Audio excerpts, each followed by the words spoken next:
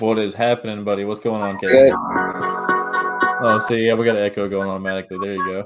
The Sorry, what's up, man? Yeah, YouTube was on the. others. Yeah, it's okay. Yeah. I didn't forget the intro this time though. Last time you complained about it, you know. So this is the Rolling Thunder episode 9. We've got followed again by my co-host here, my buddy Casey. We've got our buddy on tonight, James Simpson. He's like a well-renowned guy locally in the community. He's been in audio wholesale and retail for quite some time, and just knows a plethora of install knowledge and product knowledge. And I think he's considered him a good friend. Casey does a lot of business with him, sees him on like almost daily basis or whatever. Like, you'll just go exchange and get a product, you know. He's my audio control dealer. Yeah, exactly. Yeah, it's kind of like the plug, you know. I just bought his channel today from him. Yeah, I know. Like, yeah, you hit me up like, I'm gonna go see James, and I'm like, oh, tight. Yeah, we're gonna go ahead and pull him in. We got James Simpson. What's up, buddy? How you doing today, man? Oh, now you're muted, buddy. Yeah, you got your mic muted. It says you're muted. Oh, wow. Whoopsies. But yeah. So heck yeah, let's see if we can get that figured out. But either way, we've got him here today. We're gonna do an interview on him. We'll do a little deep dive into history of old James Simpson here, where I got him into car audio and got him into doing it for a living. And then we'll go into the later half of the show, like the last 30 minutes or so, and we'll go into what we see as the status of the car audio as it is right now, and where we think it's going to go in new versus old car audio. So I think he's changing out some headphones real quick, so we'll let him drop out. Sets of headphones. Yeah, exactly. We got some technical difficulties. It's part of it happening, but it'll be all right either way. So we got some already people in the house. We got Andy's got some Wi-Fi issues. Looks like everyone's having difficulties tonight. We already got some people in the chat though.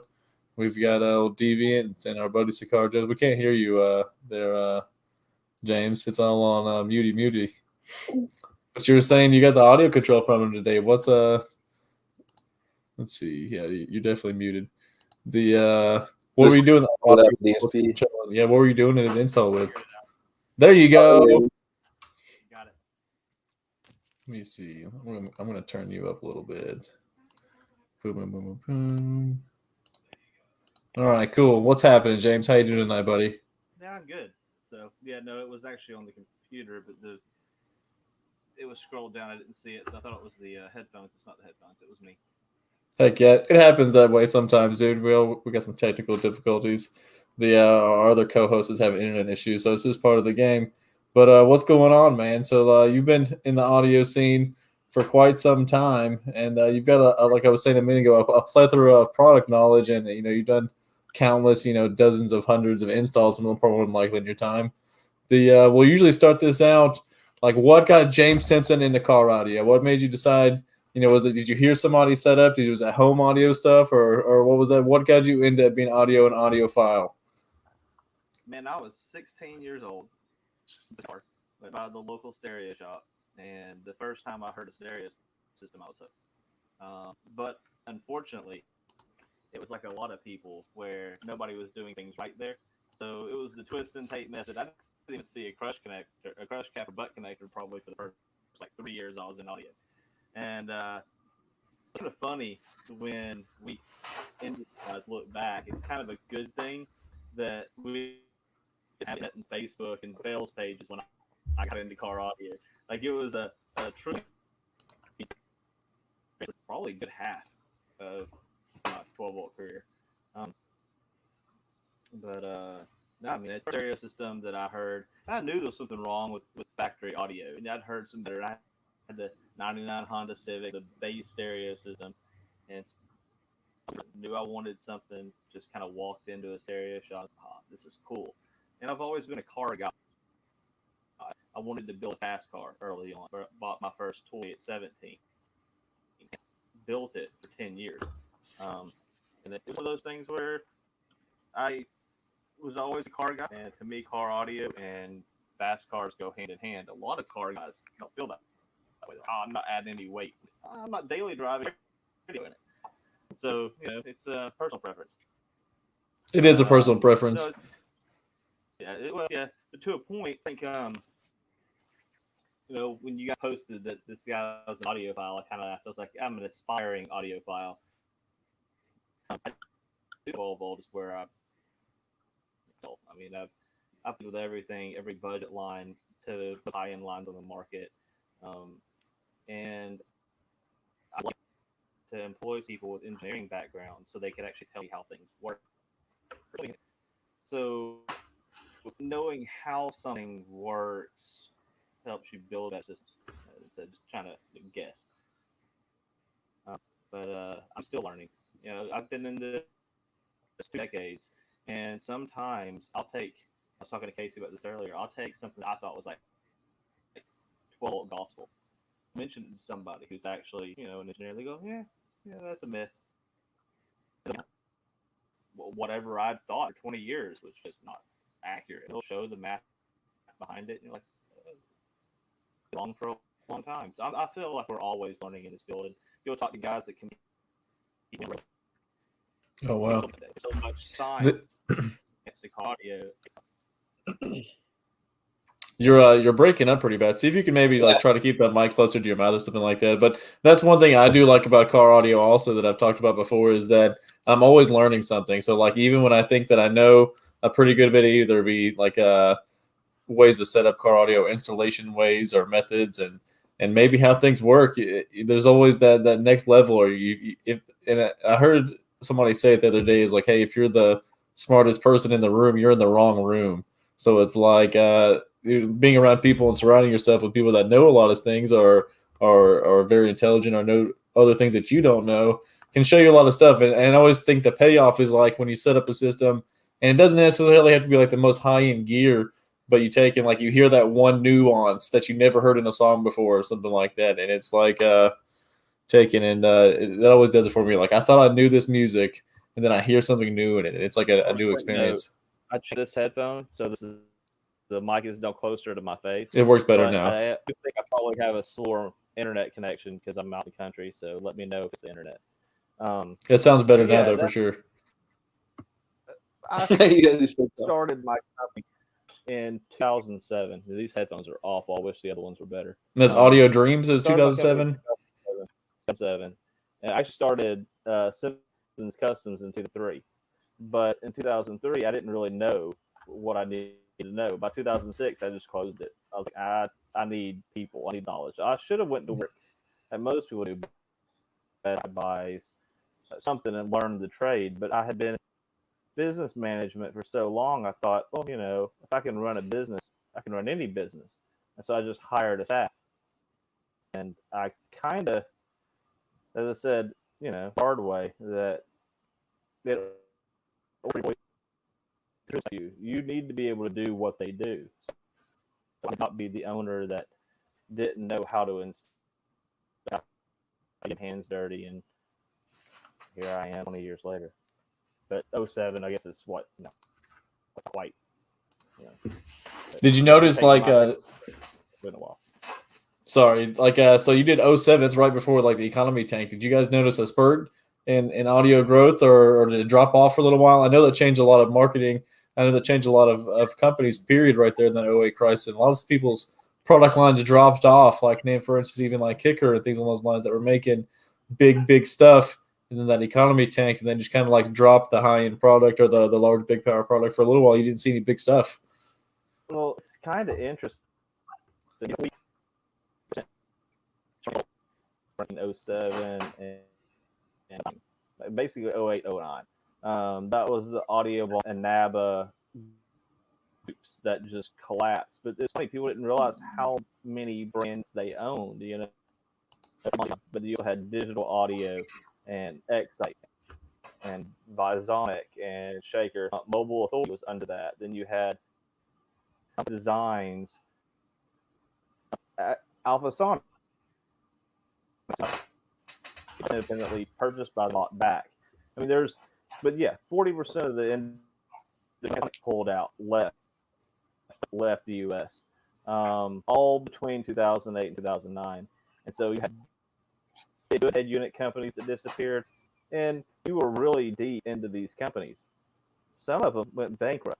There was no warranty support, so you were sitting. There's a lot of lost money during that down. And for us, it really wasn't that bad on those brands. a local guy who sold out, and we lost $50,000 on that by itself. So a rough time period. I caught most of what you're saying. Like, sadly, we've got like a bad connection issue. I guess, like I said, we're in podunk thing out there. But yeah, that was a crazy time in audio, man. And like in a lot of the stuff in the companies and a lot of big name companies either made good product or were partnering with another facility making other stuff with them. They just dropped off and died. I heard you mention Extant and a few other good brands that made good stuff. Casey's an Extant hater. I like some Extant, but we've got that. Yeah, that's neat. I think we also I think. Yeah, I know. Exactly. Yeah, see, you automatically are like, how? James explain how. Come again? Huh? I didn't hear you, Casey. James, didn't you like follow Ryan from the beginning? No, I won't say I followed Ryan from the beginning. I followed MD Audio from the beginning, which was a new relaunch of a brand once the South American guys got a hold of what DE destroy. Because the original Orion was breaking up. Nobody talks. Yeah, I know. That's like James. Like this actually is almost like. Yeah, I hate to take to go on about this. Yeah, we're like this is really bad breaking up. Like I don't know if you have like other windows open, maybe closed, or like kick all the kids off the Netflix or something. But pick up the phone. Yeah, I don't know. Dial up over here. No, I'm just kidding. Anyway, so what were you put? I can try internet option, but I would have to quit. I think that's a good idea. Either way, yeah. If you want to try the phone again or something like that, we can take in the Yankee out real quick. Casey, what were you putting that 6 channel in? I was going to be in a Jeep. Oh, nice. Yeah, like what else was it going to be in? It's going to be in a Jeep. Yeah, I know, right? Yeah, a Jeep Wrangler at that. Semi-powered soundbar speakers, and then bullet tweeters, and then a front stage too, speakers and silk domes in the front. What subs? Actually, was pretty good though. Yeah, you got the Jeeps like down to a brink of science. Done a whole mess of them. We'll get to James. Yeah, this is our 7th full DS18 Jeep. Wow. I'm not like a huge DS18 fan. I definitely don't like Jeeps that much, but it just like happened like that on accident. You know, like we did one, and then someone's like, "Oh, that's cool. I'm gonna tell my friend." And then next thing you know, you're a Jeep shop out of nowhere. Yeah. And we've done tons of like Jeeps, but like full builds. We're on our 7th one now. It's crazy. Oh, well. Yeah. You good, James? What's up? I am. I think it might be bandwidth because me and my family are sharing internet. So I told them don't use internet while we're on the podcast and see if that fixes it. Yeah, actually, it sounds better already. Actually, yeah. We got DV in the chat, and Cigar Joe, he made a good point. It's always there's never any learning curve, and like there's always something you can be learning. That's true. Yeah, like I'm at the point now in my build where I'm ready to take, and I've reached the point in the excursion to where I'm like, hey, I've got all this nice equipment in the vehicle. I'm at the point now where I want to put a DSP on it just to be able to get like different tweeter and mid-range differentiation, and I'm not using inline, passive crossovers. And there's always something that you can take and take it to the next level. So like, am I going to really gain a crazy amount going to a DSP? But it's like, no, but that gives me something else I can add to the system. It takes in, I can polish it up. I can get, that little bit of the 80-20 method, of like, I'm already past that 80-point mark, but that last little difference is to go there. What made you decide? So like Audio Dreams, were you doing mainly like, you just doing everyone's builds? Were you doing SQ builds? Were you doing SPL or just, just all around, or what were you guys focused on with that? So Audio Dreams started by me and a buddy. The problem was we had an investor who knew invest. So we basically started doing mobiles, and we weren't well known, so we weren't getting the business we needed. So we started flea markets. And as much as I hate the idea of doing flea markets, it was a way to move product and build our brand. In order to try to fix things, we went indoors. And they want to be like those table guys. They stand just slinging audio and moving boxes. And, pay $4, sell for $5, make $1, But when I got in, that my partner's a started to do it right kind of installer. So almost from the rip, I brought in some guys that were in the industry. One of them was one of our suppliers, Brandon Hollis, fantastic fabricator. like Fox came on board. He brought us a first MBCP certified installer, hired him straight out of school, and we put an MBCP sign in the store, and we had full display, glass countertop. We literally looked like a store without a bay. And we put a 20 by 20 tent outside for the weather, and we ran that way from 2008 through 2011, and then when I was 2011, I was tired of bringing. Yo, what's going on, guys? Cheaper audio. Wanted to do after the hire. We got breaking news. Yeah, we got Andy in here real quick. I didn't mean to interrupt. We had our other host who was able to join. He had some internet issues also. Andy James, yeah, everyone's having problems over here. So Andy James, Andy, and you're saying so you guys were starting out. You're getting the name out there. You did the flea market stuff. Deviant Andy, what's up, guys? Now he's head of the one of the biggest distributors in Southeast now. Yeah, exactly. It's crazy to think about it. And I think the flea market thing, a lot of people knock on it.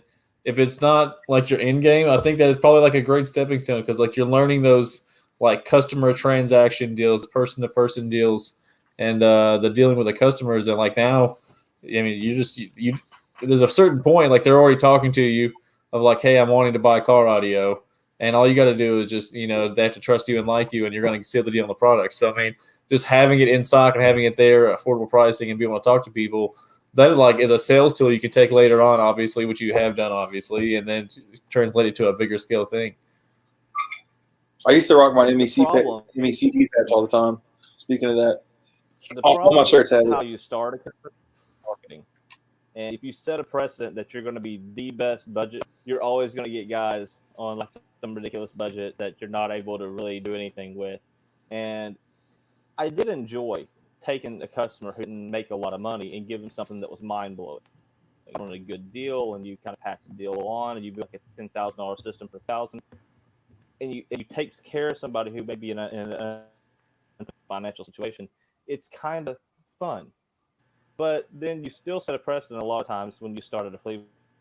It's going to be a budget company, and nobody brings you the fun card. You're not getting somebody to drop off their new vet.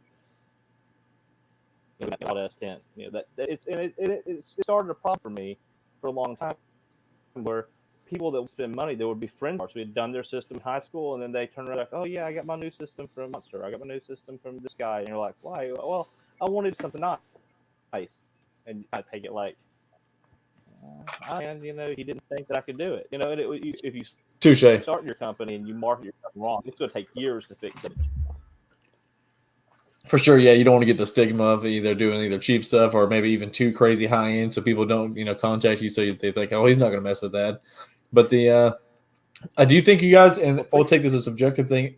Sorry, do what I was going to say. Like, I think we're seeing a new resurgence of the budget builds. I don't know. I'm seeing more and more people. We got an echo on somebody now. I don't know which one it is. Any rate, I think we've got less and less people that are going to be using the entry level stuff and they're spending more money on nicer product. And I don't know. I'm feeling like that's a better thing we're seeing. Is this something you guys are seeing? Are you seeing more budget stuff, or what are you thinking? I'm doing more high end stuff than I ever have. Yeah, me too. I think budget has its place for sure. Absolutely, yeah. That's like how JP was saying last night. He doesn't want to be known for cheap, but he doesn't want to be known as, Focal of, amplifiers either. So. Hey, Focal has great stuff, man. Oh, they also it's not crazy and affordable either. James is also a Focal dealer. No, I'm not. Well, the retailer we have Focal. He's a Focal dealer. Radioactive. We're getting like 1 out of 3 words. With me, you're getting 1 of 3 words? Yeah. It's pretty bad. Sorry, buddy. I'm not the only one with internet problems, man. I need a new modem, man. It's the second time I had it, or third time today, but second time I got it working. It's weird. It does this sometimes, and then I don't know. I can hear his words fine, but then I won't see him move or his face move for like minutes. Well, it's because Dude, so like when you go to James's house, you drive. Okay, you go to the country, right, and then you drive like another hour into the country, and then you get to James. I don't know how you make that drive to Marietta every day. It's like playing. I can't think of the. It's like playing Oregon Trail to go to work every day. Okay, so like that's what James like his work drive is. Yeah, That's crazy. Not that bad. It's 45 minutes without it. it's not that bad. Yeah, well, yeah, it's because you're like wide open throttle in that Veloster, just smoking wind behind it. You know. Or the Ranger's the fast one. Yeah, I believe it. Yeah. No, the Veloster is definitely faster than Yeah, I know. Can't. James is on dial up so far off the grid. I bet he's not. Right. The Andy, how you doing today, buddy? What's up, man? Pretty good, man. Pretty good. Yeah, other than the internet connection stuff, man, not too much going on, really. You know, same old, you know. Yeah. Hell yeah. We'll we see. had some So bad weather today. So are you on AT&T? Xfinity. It's the only carrier in my location. That's what's really crappy about Wi-Fi and stuff. You know, if you live in a certain area, they only provide one or two companies, and that's it. And I guess that's for consumer purpose or the company. I don't know, because I literally tried getting Verizon Vios because I have Verizon, and they're like, oh, we don't do that area because Xfinity does it. And I'm like, what? What do you mean? So that's the only thing I can get through in my area. They're like, pretty much. It's sad. Yeah, it literally, that's what it is. And it's like, I mean, I got kind of a ghetto connection. I got a 50-foot Ethernet running from downstairs, but, you know, it's at least Ethernet to the modem. It's not Wi-Fi. it's probably I better tried than the Wi-Fi. Wi-Fi. Yeah. Right. What's up, Bobby B? But yeah, I don't know, man. It's just, it's dumb. But I think it's just, I got to replace the modem. So hopefully Casey that fixes it. But Yeah, Casey thinks just resetting mine all the time is going to fix everything. But it's just a magic fix. So we're getting almost into the half of the show mark now. I think it's a good transition point. What do you guys think? So we're kind of, from what you hear people say, we're like in a bubble right now. Car audio is freaking exploding. Like you were saying, Casey, you're doing high installs. James, I know you're slinging more product than you know what to do with. I don't know if you're seeing stuff on your end, Andy, or stuff in the lanes or anything like that. I'll start you off with Andy. Are you seeing bigger builds as far as people getting into SP Loud and stuff like that, or is it been the same? Yeah, for sure, man. It's like a lot of different brands that you never heard of. You know, like how you just started your own brand. More stuff like that than your common Kicker, Rockford Fosgate, JL, and you're seeing bigger drivers where, you know, like they're more movie mass. And that's where I'm kind of like, hey guys, you know, they are cool. You do, you know, they will get louder, but you need a lot of power to back it up, and they're learning that for sure. But yeah, definitely seeing bigger builds like past couple years, man. It's crazy. You know, there's always been the big ones out there. You know what I mean? Mm-hmm. But by the mass, you know, population, they are getting bigger.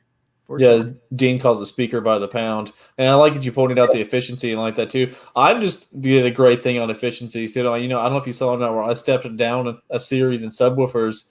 I'm not quite as loud quite yet, but I'm like probably right within the cusp of like 2 to 3 dB difference of and subs. So going from 2 7500s on 6 subs to 1 7500 on 6 subs, just going down a series of subs and gaining efficiency.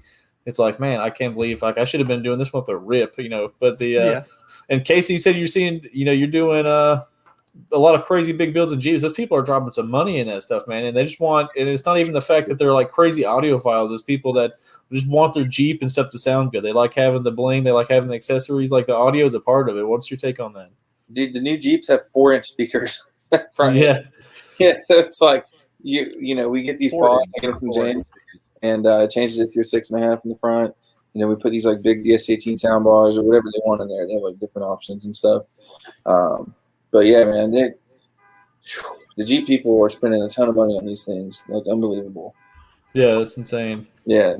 The Jeep's like a new Honda, man. Just more expensive. Yeah. Well, I think everyone that was driving the Hondas and like the Racers in the late 90s and early 2000s, they're Jeep people now. They have money now. They made it.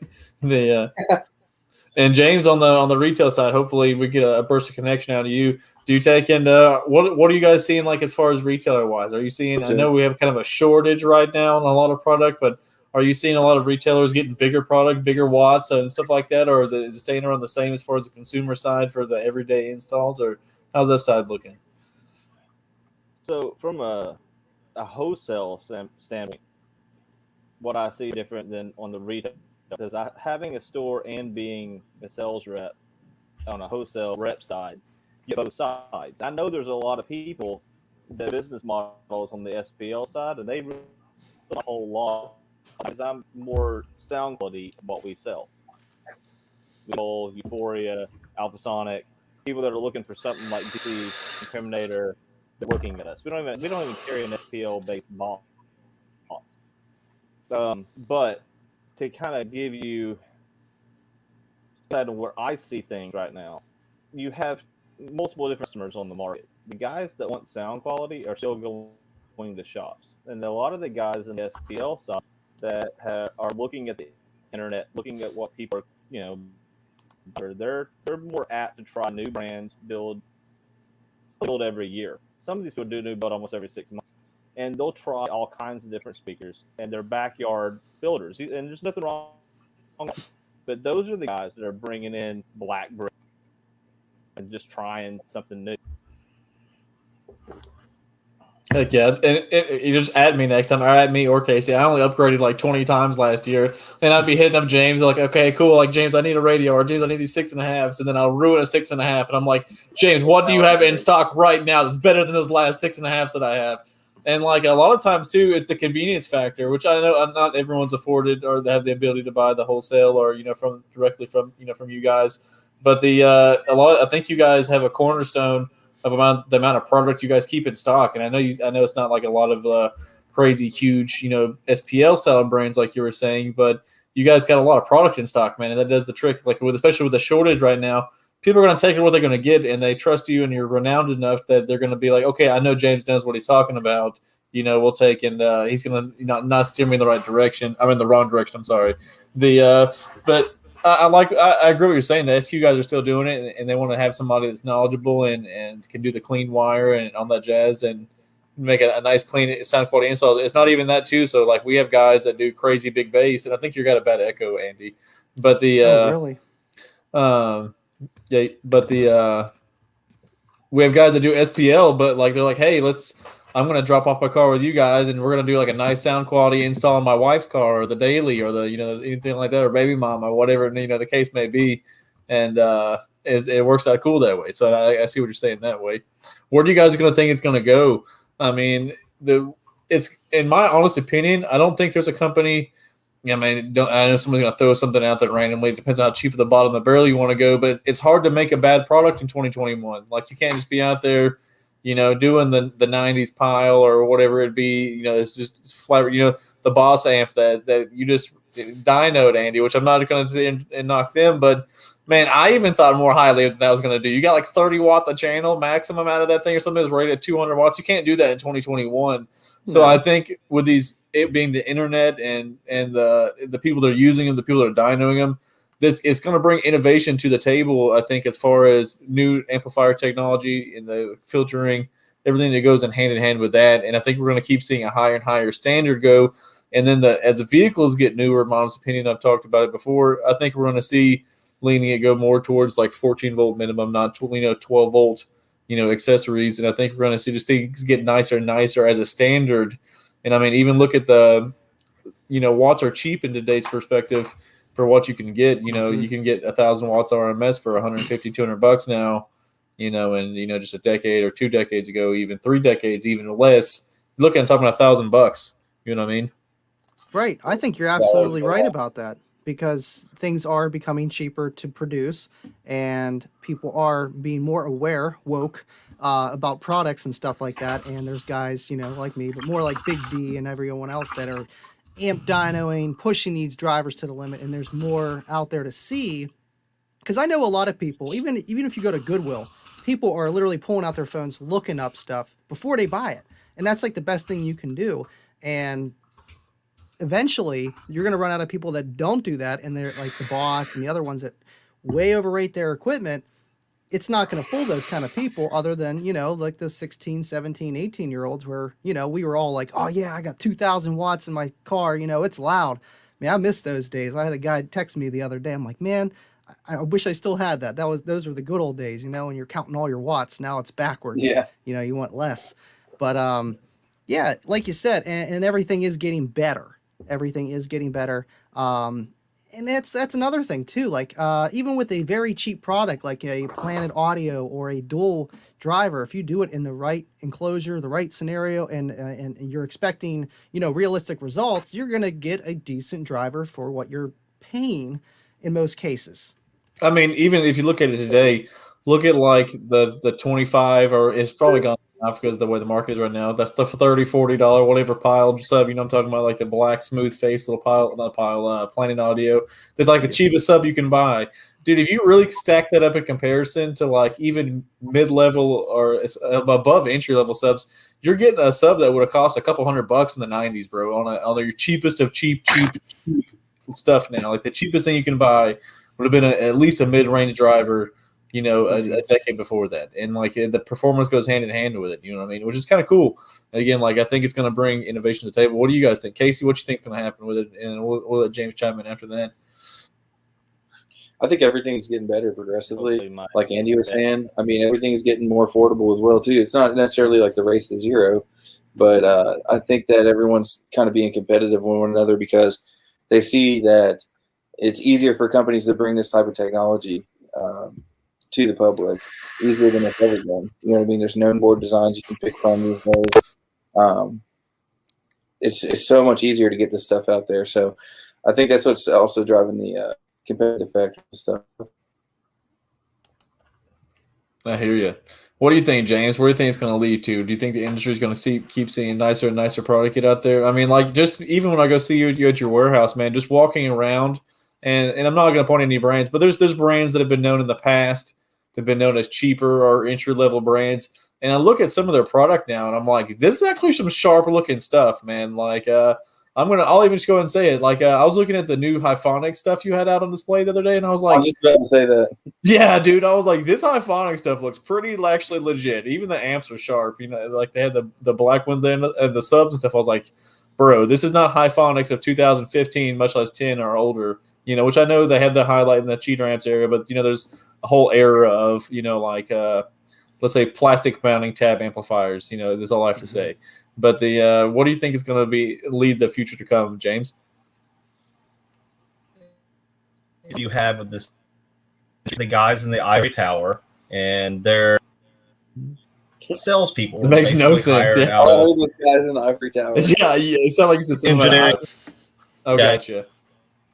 So I'm talking about the executives that run these companies, okay? And what they know is what they were told by marketing guys. Just graduated college, don't know anything about 12, and that's why we have some of the lines. It's mark, and yes, they're getting better, but part of the problem is these companies look at the other company's sales. So Maxonics is going to look at what Epsilon's doing, and Boss is going to look at what Maxonics is doing, and they emulate each other, right? Mm-hmm. So if one company drops RMS, other company drops RMS, they all max it. None of the labels on all three companies list RMS because their competitors aren't doing it. So what you have, just like consumers who are knowledgeable, pay attention, they know, hey, this is a high-end brand, I'm going to stay with Dale, the Rock, or the Sundown, the No. And so, well, I'm going to go to the shop. It's a cheap shop. They sell, We're back on the break. If you're not paying attention to, I think that the industry to change, guys have to look at what dealers are asking for, and then you have to realize that half the dealers out there call me because they want an expert to what to buy instead of their consumers coming to them because they're the experts. Knowledge is key. Like if help float by giving dealer they need to move forward, those dealers which is what's happened with you're gone, Jay. Kickers return to SPLs because yeah. All I heard was kicker. Yeah, I saw Andy's ears perk up for a second. Yeah, it's back to breaking up again. And like they were talking about that on Kicker Unmasked, and I think you probably have some good input on that, Andy. Like if anybody knows more than it'd be you. I really think more though, like the kickers thing is, and I think what was the Kib said it. I don't really want to misquote him, but he's like, we're just listening. And if I'm correct, if I'm wrong, they were saying like the base head thing. That's really the smallest part of the market, though, man. As far as like what the sales that Kicker does as a company, they're marketing to the consumer that's had the outreach and people are asking for it. Yes, but what do you think about that, Andy? As far as there's only so much you can say and talk about, but I mean, Kicker's return back to big base. Right.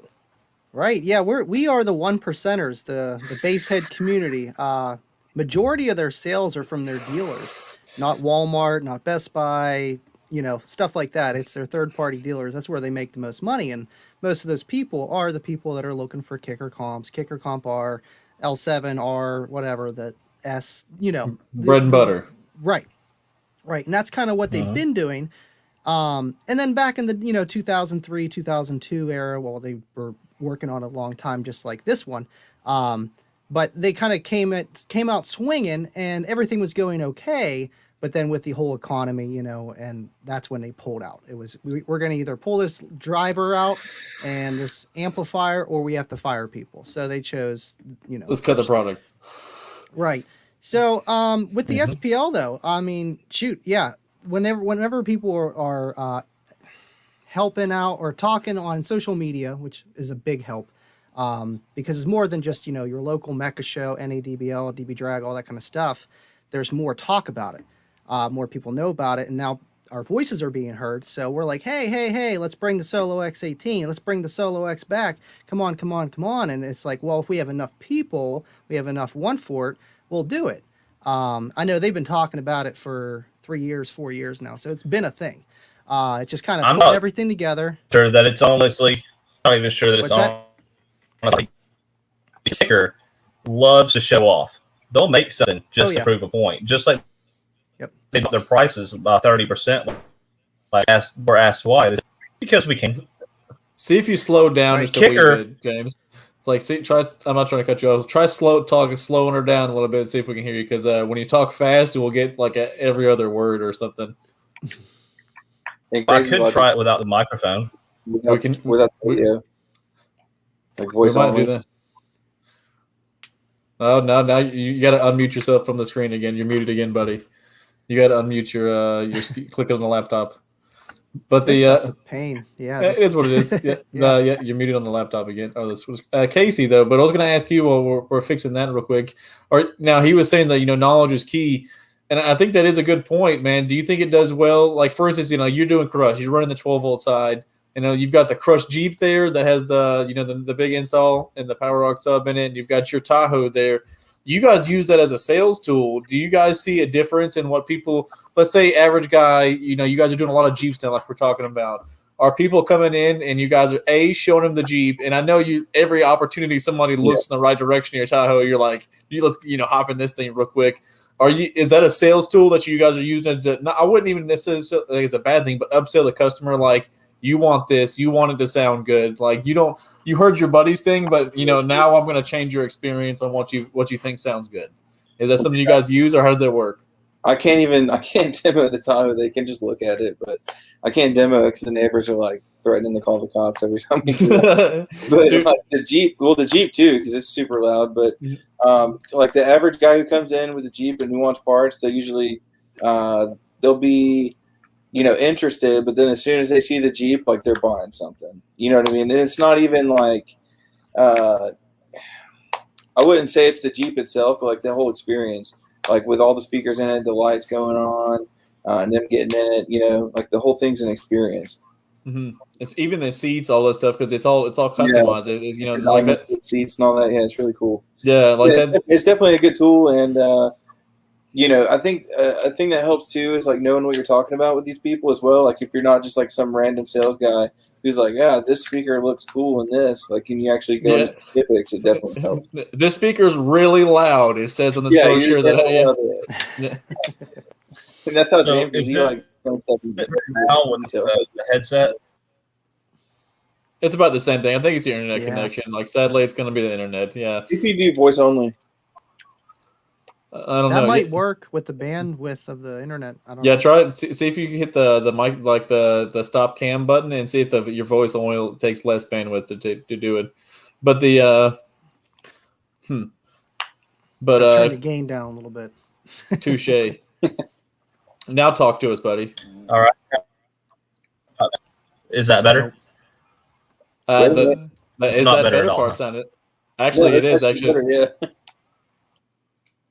Okay. There So we go. maybe if I can kicker for a second.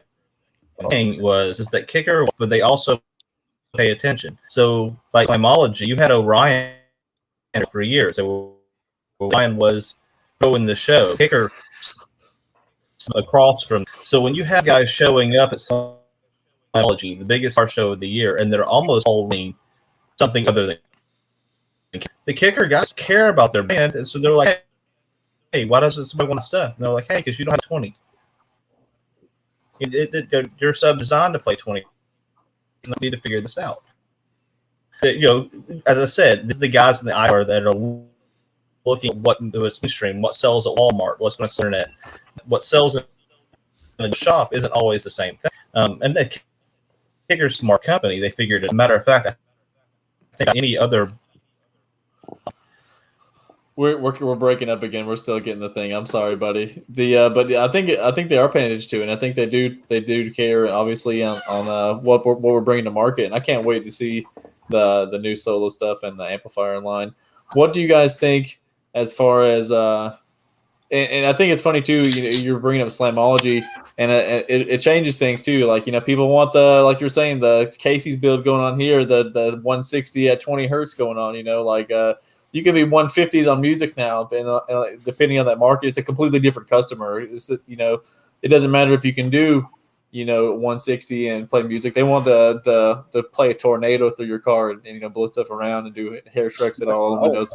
Yeah, that's what Casey does. Yeah, the Casey setup the other day was so loud, and you can probably turn your camera back on, James. I don't think it's taken in. It's heard any different really, but I was going down the road, man, and his 20 hertz was so violent, like it literally stings the back of your neck from your shirt slapping and stuff like that. Shirt slapping, yeah, the old shirt slap. Yeah, I'm not loud builds. Enjoyable though. Oh, I was gonna say too, Casey. I'd rather have the tornado than the pressure on it. Yeah, we were taking it. It was funny too, and I was at Sounds today because I could go there on Fridays, and I was up front and I was saying what's up to Mark, and I was like, "Hey, by the way, we got James on the show tonight. I don't know if you're on Facebook. We'll get to see it." And I was like, "It's me and Casey and my buddy Andy." He's like, "Oh yeah." He's like, "I saw Casey the other day." He's like, "Good God, that thing is loud." And I was like, "Yeah." Yeah. It was like he stopped talking to a customer. I was at the stoplight and he was outside talking to somebody, and he was looking around trying to figure out where it was, and the bass dropped, and he's like, "Yeah." Mark's growing on me, man, because I didn't really talk to him for a long. I wouldn't say I didn't talk to him. I didn't talk to him about car audio or other stuff for a long time. It's kind of cool to see how he can have a cool side of the audio stuff. And obviously, he has a love for it because he's got one of the longest show, renting car audio places in North Georgia. And what's up, Hi-Fi? I'm glad to see you in the chat. We've got some big hitters in tonight. I think I don't know. We'll see if we got a group. We got 10 people in here. That's a little bit more than we normally have. Did you guys see us from the page, or you guys watch from Facebook? It looks like more of the comments are actually on YouTube, and it's kind of crazy because we see it flip back and forth from week to week. Be leaning more Facebook or leaning more YouTube. It's because we got names on here. They're like, they see that pretty face and they're like, all right, we're on our way. Yeah, it's like the more handsome men we have in here, the more people watching all the time. Yeah, you see more handsome guys. That's all. Yeah, they're like they like speakers too. You should have 100 views. I don't even know what you said. You sound like a robot dying right then, buddy. But I'm still for you, man. I know, I feel so bad. I wish I could hear what he's saying, man. I know. That's good stuff. We'll have James back in one day. And he's got his face frozen right now. I'll set up at the shop.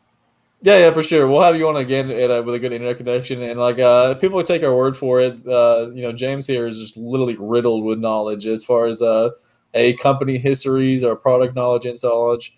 We got a bunch of people in here. I'm glad to see the chat filling up with people. So let's see. Do you think you guys? I don't know. Rob.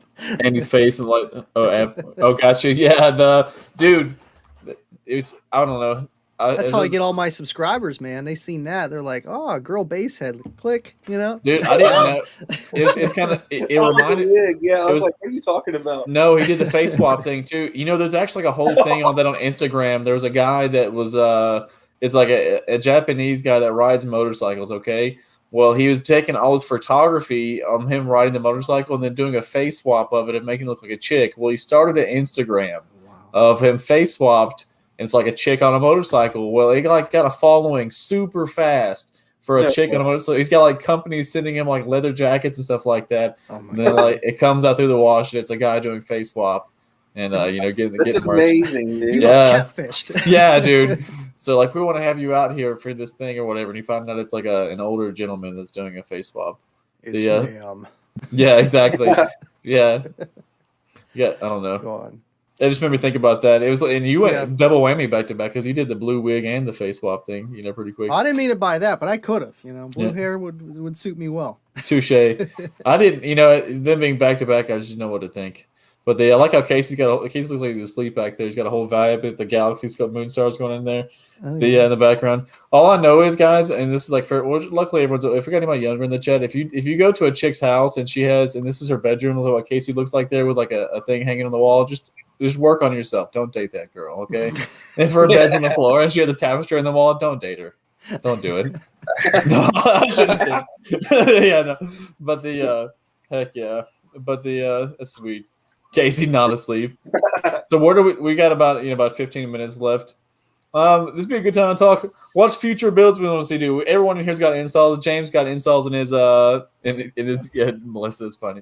But I had to throw that fun tip in there. I learned from experience. Ask me how I know. But let's do future builds. So like I've got my thing going on. I stepped down in subs. I'm about to actually throw some Brazilian full bridge power on it until our big new amps come in. What's Casey? You've been changing your mind. I don't want to hear it, man. Like you're like Casey. Okay, guys. Casey clamped his Crescendo 17K, right? Saw that it did 10,900 watts. Okay, 10,900 watts at 2.4 ohms. He's like, I don't 2.6 ohms. Sorry, 2.6. He got 10,900 watts. He's like, it's not enough. I need more power. I gotta change amps. He's like, he can only do 20 hertz windy demos the whole day. His voltage doesn't drop or anything like that. Now he's like, I need more power. These subs aren't even moving. It's like, I don't know. So what's not even about? It's an addiction. It's not even being loud. I just want to get the full potential out of my build. You know what I mean? Like I know there's more there, and it's gonna kill me until I like see what is in it. No, so, I'm the same that's way what I'm too. about doing 4 6Ks, one per sub at half ohm each. Possibly. Once you hit that full potential, though, then you run into problems where you could be thermal pushing capacity, all that too far. Yeah. Right. That's where I run into. It's like, I gotta baby this. You know what I mean? I'm not even doing RMS, Andy. I'm not even doing RMS on a ZB6. Right. What are those rated? 2,000 or something like that? 2,500. 25, and is that a 3.5 or 4 inch ball? I forget. It's a 3. It's a 3. Okay, so I mean, if you're clamping 10, you're a little bit under. But I mean, you're going to throw a little bit of clip in there, and I'm telling you, the thing is, you're okay. It's fucking right now. violent, dude. It's violent. Yeah. Dude, if Casey had if Casey played 20 hertz with his doors closed, I'm telling you, the windows would freaking explode. Okay. Right. Dude, I don't know why. Okay. Here's the thing, and here's what's killing me is I want to play down to like 14, 15 hertz. Thank you, Melissa. Why would you want to do that? Like, why would you want to play 14, 15, 16 hertz? And it's like, because that's just what I want. You know what I mean? And like, it'll play 18. It'll sometimes play 17. But if you have one window up, okay, you can play basically down to like 13 or 14. It sounds freaking awesome. And then if you turn it up at all, over halfway, the door slaps the truck so hard, it feels like it's going to create a fucking wormhole. The black hole, yeah. It's like deafening how hard it hits the side of the truck. Ban the window bullet tweeters. is reaching port velocity. Yeah, I don't think anyone here has bullet tweeters. High five. Agree with that. Bullet tweeter. Yeah, we heard James's 4 words we can hear. I agree with that. No. I'm telling you though, I'm putting them in my barn doors. And when I fold out my barn doors, I am gonna have tweeters in it. I mean bullet tweeters in it. Super loud. Yeah, I'm just gonna shave. I'm gonna be able to trim my beard. Like I'm gonna walk up to the speaker and just Those bullet tweeters are too harsh, man. With how much power people put to them, man, that's what makes you go deaf first. All reality. Our business partner's truck will distort your camera from like 200 yards away. Yeah, like there are a lot of tweeters on the market right now, and there are some aluminum and titanium. You can get plenty bright. If you want louder, a second pair. You can do really bright. Put 4 on the A pin. super tweeters. Compression horn. That's how I feel. Yeah. Look at all them horns. Remember that guy? Dude, Andy, I am so sad now. Like, I found out that my Snap-on Tool show is the same weekend as the Sundown show. Like, literally last night, I was like doing reservation things, and I was like, oh god. But it's actually kind of like a two-sided coin because Dean and Fernando are not going, so I'll be making an appearance, hanging out with them, taking it. Did they get him in the Sundown? Yeah. Yeah, him and Derek Wilson and Big D's going too, and High Five. Dude, y'all come get a demo. Yeah, they have to get a Casey blow demo. us up for you guys. He'll send one to the moon with his 10,900 watts out of a 17. Yeah. No.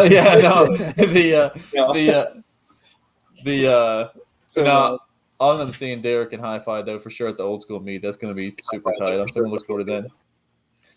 Andy, what's your future plans with that going on? What you got? I know Cookie. I don't know. You can't talk about it. I can't. I forgot. With my it's build, on top I can't say nothing. It's top anyway, secret. It's on standstill. Yeah. I have been working on something, and I'm trying to get my buddy John on the Power Hog wagon. He has an Orion HCCA coil blue clip. Okay, so then he gets an SPL or Dean SPL coil. It's like one of the blue SPL coils with the spiders, whatever. It's a quad layer coil, dual spider, 4-inch. You know what I mean? So it's okay. We put it in two different boxes. Got a little bit louder with a little bit bigger box and a little bit bigger port. But it's just he's either clipping and or with the more moving mass, the coil's not able to cool, and it's not as loud as he wants. I mean, this dude's doing a 43, 44 at like 37 hertz on 112 on like 1,000 watts or something. Like it's a KX 2400, but we haven't clamped it at 1 ohm. When he was at 2 ohms, rising to like 5, he was clamping 1,000 watts out of it, doing like 43. But he changed the driver, so it's less efficient. But he's at 1 ohm, so it's like it sounds a little bit better, but not really. Get him on the Hog 2, man, dude. I changed out from the Hog 3s to the Hog 2s. I'm not gonna lie, as far as like mechanical motor noise, because I'm running them inverted. I think so. I had 6 of them inverted. So if you have a sub that has mechanical noise, it's normally going to be filtered by it being in the backside of your enclosure. Like it's going to be part, it's going to be muffled by that. I'm not going to lie, the Neo motors, the venting on those actually had some noise, but you never would hear it really because you had, you're over 150 dB. You're not paying attention to it. At listening volumes musically, I honestly feel like the Hog 2s are a more musical subwoofer because there's less motor noise. And Hi-Fi Vega, no, I'm sorry, I will not be at the Sundown show. I was like devastated AF. I'm going to go hang out with Dean and Fernando. I literally did hotel reservations like 6 months ago, and for my head, I thought the Sundown show was on the 18th this whole time. I didn't realize it was the Snap-on thing's the 12th to the 15th. And Scott, you never had this. You never had the 3s moving enough to really judge them. You know what I mean? Like, I need another 7,500 on it, but still. Yeah, I was gonna tell him to run 2 H115s because he just wants he wants more power. That's why I was thinking 215s back. It's a Honda CRV, like a 2000. Oh, dude, Hog 1s would get down. Yeah, Hog 1s would be insane on that too. And the thing on those, I think he's a smaller box. But dude, I'll make him a deal on those too because we're trying to get rid of those first ones. Dean and Nando are no boring. Okay, Hi-Fi. I had to make compromise. This one, on the show last night, and I was like, you were doing your show with reverse polarity, and I literally was like, crap, like our group chat, showing them like I ordered this stuff, and so I literally hit up Dean. I'm like, hey, buddy, do you care if I pop by, on the way down to Florida Disney? And he's like, yeah, come on, bro, So they're gonna be. It's cooler than missing everything car audio, So I'm gonna go down there and I'm just gonna scumbag Dean and Nando and get like a full tilt demo for like a minute. But so this Snap-on show, what's that all consist of down there? Oh, it's the tool show. So like there's like a kickoff one in January, and then so think about it as like dealers getting 6 months of deals pretty much, like what we're gonna be buying as far as products that's gonna be showing up. So like I'll be buying inventory to carry me out for the end of the year until the next kickoff show, which is those 2 of them a year. This one will be like the big one. So any new product coming out, it would be there. And then they rent out the whole Disney theme park and resort. So like the one before that they did Universal, which that was like freaking awesome. But yeah, so it's like I like basing on it, but my lady friend would probably be pissed if I was like, hey, we're canceling all that. I know I said we're going to Disney, but we're going to the car audio show. Do that. You'll be sleeping out in the garage. Could be, yeah, even though but heck yeah. James, what you got going on, man? You gonna go to any shows? You got anything planned going on? We got about 5 minutes left before we'll be wrapping this bad boy up. I don't know if you're going to be hearing me. What was the guy said I saw? Oh, yeah, I can't. I'm sorry. We're gonna have to try sign language or Yeah. subtitles. He's gonna like hold a notepad up to the camera, like sorry, So I've buddy. spent a lot of time with other people's cars, and I'm hoping to actually have my truck done here in the next few weeks, really. And that's I'm doing all Alphasonic build, but it's 410s. So it's be kind of impressive. We'll see. It's going to do about 3,000 RMS. 3,000 is small cab. I'm expecting decent numbers for what it is. Heck yeah. And then 145. I want to do easy. I want to do a family build, my daily. So really, what I want to kind of go with you guys, I want a Cherokee, old school box Cherokee. I know where he's going from that. Yeah, so we heard half that. I heard box Cherokee wall, and I'm like, that's all I had to hear right there. That's what I want to do to that side. I don't want to do that with a pickup truck or a small hatch. I want to go ahead and do that with a platform I think would do well in class. Yes, Casey will be at the Sundown show, and I think our other business partner will be out there with his Trailblazer. Also, he'll be taking that with my Hog 3s out of it. So the Hog 2s went in the excursion. Hog 3s going to a Trailblazer SS, the Crescendo 17K on them. But nice. That'll be cool. I think the Ford, the Alphasonic one will be cool. They said those subs sound good, like the ones we put in Caitlin's car. And then, dude, yeah, freaking. That would be tied with an XJ Cherokee. You need to be buying we need to be buying all those like 90s SUVs that if you get them while they're cheap, because they're going to be going up. And the funny thing about an XJ is a B pillar wall on an XJ is still a smaller box than a C pillar. Like I can fit a whole B pillar box for a Cherokee is still a C pillar box in my excursion. Like guys, I'm not gonna lie. Like the longer I have the excursion now, I'm like, I need to get a daily. And I need to just yank the 615 wall out, and we just need to double it and just go to a B with it. You know, I could like move that whole box forward to a B, and then I could have cargo room again in the rear of the truck, guys. It could be a functional work truck again. You know, no, definitely do that. Yeah, I don't know, because what do you think, Casey? You think I should just go in? You know, when the season's over, just yank the C pillar out and just go B. All 15s and a 6, bro. Yeah, because one thing I wish I had now. I wish I did have. I would be. I'm gonna get a Dindo. Oh, dude, Casey has AC. Dude, Casey's AC is so cold it puts condensation on the dash. I'm not even joking. We were at what was it? Was it Bayou Showdown or Stunt Fest? Which one was it? Anyways, he had freaking steam coming out the AC. It was so cold versus everything else. AC I gotta demos are a leisure. They're a nice thing to have. You don't get many AC demos that are allowed because that's the first thing to go. That's like themselves over time. It's like reach over and open them back. Yeah, dude. At Slamology, when I say the excursion ran for 2 days straight, I literally left it running for 2 days straight with the AC on. I'm like, I'm not. I'll burn this mother after I hit the ground. Yeah, dude. I used to half a tank of gas a day, running the fuel the AC all day. But I'm like over $100 tank of gas. Yeah, it was funny too because like Jordan, those guys were like, "Oh, it's not so bad on gas. Look, we've only used a half a tank." I'm like, "Bro, it's like $100." You know, like, yeah. It's so but I double the 95 F50 with 2 tanks, and that's like, "Oh yeah, half a tank." You're like, "Yeah, there's another $200 in gas there." Yeah, I get it. Yeah, like it was funny too. So like I bought some of the sample merge stuff, and I kind of like blew up more money than I thought I did. So I was running tight the day before payday. So like, I'm gonna throw like $30 in the excursion because the gas light's on. It's like I ate the tank of gas. So it was still like the gas light was on. But yeah, I was like, this is terrible. Like, why am I doing this? $3.19 a gallon. Here's Deviant says, but heck yeah. So we're actually hitting the hour mark now. I can't have AC fuck face for real though. Yeah, for sure. Yeah. Hey, bro. Same reason my wall is actually back. But okay, so what's crazy is my wall is not at the B pillar. It's actually like 5 or 6 inches behind the B pillar. And I think the way it's set up is actually making it load in the windows. And that's why my door slaps so freaking hard. Yeah. So it actually probably helps the demo. I think you're just too damn loud, buddy. It's the half wave it's the half wave out of the no such thing. Right. Could be. The too loud or the gotcha. I'm gonna say the half wave thing kind of is real, but hell yeah. Windows done all day. Nah, I'm doing that Windows up, bro. That's one thing that's nice about. No, you can't demo with Windows up, dude. Or I do, man. I do. I'm not loud, so. You gotta get the lows, the hair flow. You know what I mean? Yeah. The demo a term lab run. That's SP. I shouldn't Go with the windows up. I mean, I really shouldn't. I mean, at the point, like, that's my fault. Like my weak spot is my firewall and like my doors now, because like I've literally beaten the paint off and the door jams all the way around the car. So like literally, like I got my driver's side of my truck painted. Complete waste of money because there's no paint in the door jams now. So it's like, yeah, Slap So it. bad, dude.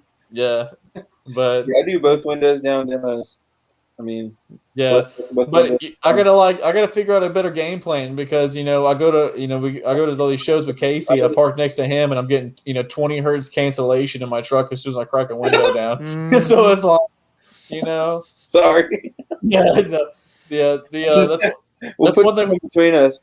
Yeah, it's funny too. We got Melissa in the chat, which she's a team member of ours. We were like, we were at one of the shows, and we got to figure out something else in the parking, because like I was like 130 dB in our buddy's truck next to us with both of our windows sealed up or whatever. So like it messes with it. But we're at the hour mark, guys. We'll go and start wrapping this bad boy up. James, I appreciate your time, buddy. We're gonna have to get you back on, set up the shop, and we can cover more old school stuff and stories and stuff like that, and more of your expansive knowledge you've got. And I do appreciate you having you on. Andy, Yeah, Casey, definitely. you got anything in closing, guys? No, I'll try probably it up at the shop, seeing if the connect is that much better. Huh? It probably would be. He said he's going to go try it at the shop next time we have him on, and we'll see if the connection's better. And we'll plan that out in advance so we don't like inconvenience your schedule too badly or anything like that. But yeah, so let's wrap it up. We got episode 9. We got an interview of our buddy James Simpson here. We've got my lovely co-host Casey and Andy here. I appreciate you guys again, fellas. The thing again here soon. This is episode 9 wrapping up now. Taking in James is on that cricket Wi-Fi. I wouldn't doubt it. He saves a buck where he can. Got the flip phone. That's Yeah, definitely AT&T. Heck yeah. We should have been trash talking to internet companies. They're probably listening to us and like, we're gonna slow them down. Yeah. Throttle the bandwidth. Yeah. Dude, it's the car audio Bad, company. but I don't have another option out. Yeah. Okay, it happens that way. No, I'm telling you, we got to bring out the Dick Ridiculous thing of like, it's the lies and deception. We're calling them out. They're going to shut us down. Lying to you. Yeah, exactly. Yeah. They're calling out the facts. It's the Brazilians. Yeah.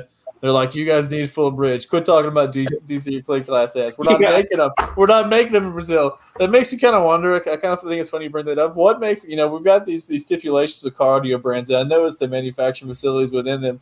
But like, I wonder how, which I know there's there's D-amps that come out of Brazil and stuff like that. But I wonder how these countries get known for making, certain styles of amplifiers. So it's like, Right. Dude, have you seen car audio in Brazil, bro? it's insane. Yeah. It But was insane. Walls. it's different markets. They have like, crazy, bro. Have a good connection. what? James might be in Brazil. Literally right could now. answer. Had a good What? You lost me there, buddy. I I don't think know. he what said you he had a good connection on that or something about the Brazil amplifiers, maybe. Oh, nice. Yeah. They If probably- we had a good connect, question.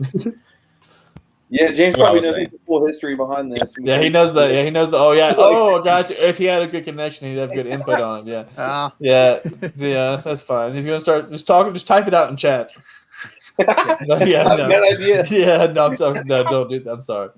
But but cool. I'm going to go ahead and wrap this thing up, guys. I appreciate everyone's time. We'll go ahead and have episode 9 at a wrap. It was a good episode.